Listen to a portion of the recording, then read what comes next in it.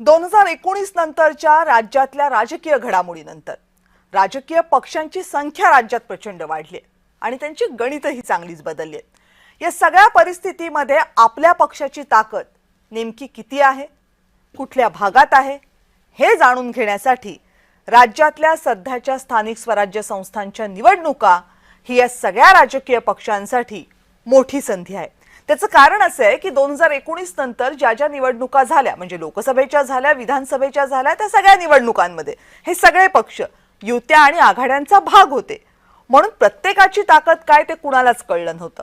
पण सध्याच्या स्थानिक स्वराज्य संस्थांच्या निवडणुका या राजकीय पक्षांसाठी कधी नव्हे त्या इतक्या महत्त्वाच्या झाल्यात, त्या या आणखी एका कारणासाठी। राज्यामध्ये नगरपालिका निवडणुकांसाठी आज अर्ज भरण्याचा शेवटचा दिवस होता।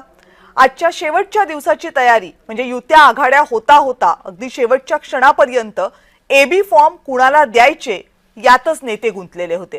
एकीकडे या सगळ्या घडामोडी होत असताना तिकडे राज्याचं सामान्य प्रशासन विभाग एक अध्यादेश काढण्यात मग्न होतं। हा अध्यादेश कशाचा होता?